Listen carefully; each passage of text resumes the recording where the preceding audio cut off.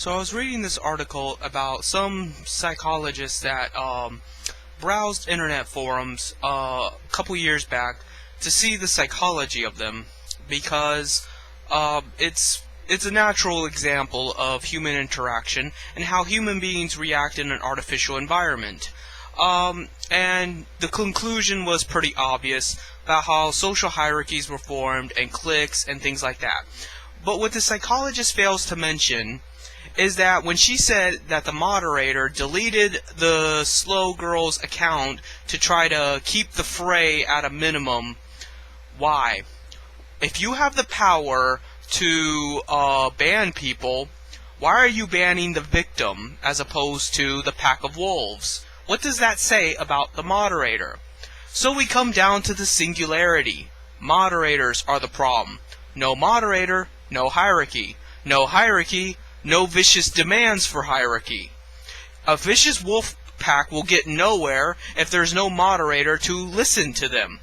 If they have no one to cry to ban people and to delete topics, nothing gets banned or deleted, and therefore people have to rely on intellect and compassion and forming bigger groups in order to get their point across. It's that simple.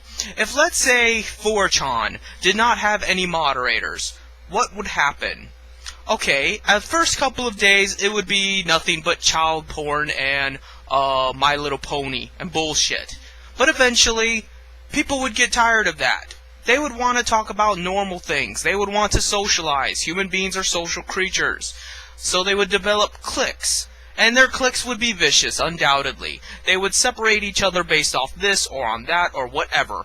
But eventually they would have to come to terms with the fact that it gets boring knowing the same amount of people over and over again. So they'd have to be more inclusive. They'd have to be more welcoming to outsiders. And without any moderators to dictate who is and isn't considered an outsider, they would have to open the floodgates and just let everyone in.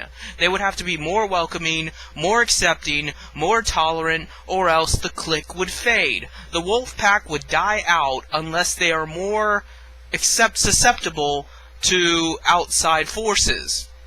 So what I'm saying here is that if you take away the mod button, if you take away the ban button, the bomb, the gun, what only you have left is social interaction. What you have left is just people. Mean people, nice people, smart people, dumb people, but people nonetheless. And people cannot survive on their own. So eventually, they'll shut up, they'll welcome you, and they will accept you as you are. They may not like you, but they will respect you enough to leave you alone. Because what other choice do they have? Are they going to just viciously attack you? Even if they do so, what will it solve? You, as an individual, have the power to ignore them. Some people are not like that. Some people simply can't ignore it. But, all in all, it is a lot simpler to just denounce maliciousness than it is to try to work around it when it can actively infringe upon you. It's easier for me to deal with being trolled than being banned, clearly. You know, if somebody trolls me, that only affects me as much as it affects me personally, as in how much emotional baggage I have attached to the trolling in question. However, a ban will always affect me, no matter where I am, no matter who I am, no matter the emotional stance behind it. The fact is, if I can't post anymore, I can't post anymore. So it is objective, it is objective nastiness versus abstract nastiness. It is objective punishment versus abstract punishment. It is objective social interaction versus abstract social interaction. Why aren't psychologists talking about that? Why aren't psychologists talking about that if you want to stop the pressures of social hierarchy, you stop giving ammunition to social hierarchy? That's why the government should come down against internet moderatorship.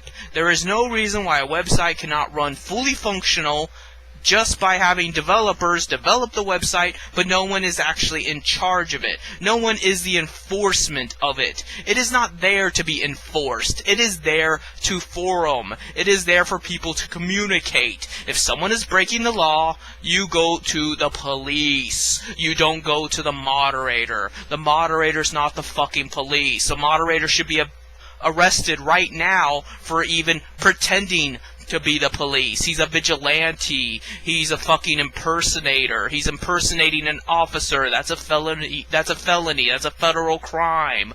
Do something about him. That's how you deal with this situation. I guarantee you right now, if 4chan had no moderators tomorrow, there'd be bitching and yapping, but there's bitching and yapping anyway. The only difference would be that since they can't cry to moderators to ban whoever they don't like at the moment, they would have to learn to deal with that person, or to have a tightly knit clique and talk to each other and just ignore people on the outside. They would either isolate themselves or include other people. But there would be no way to hurt other people. There would be no way to infringe upon other people, and there would be no way to artificially create this environment that is only for white supremacists and bronies and people that suck Steve's dick. Because there would be no one with the mod button to do that. Do you see what I am saying here? If you disagree with me, post it in the comments section below. But I would ask that you actually post something intelligible. Not, it's their forum, they can do what they want to. That's not what this is about. This is about human psychology. This is about what it actually means to socially interact with people and why they do what they do. So, that's all I have to say for now.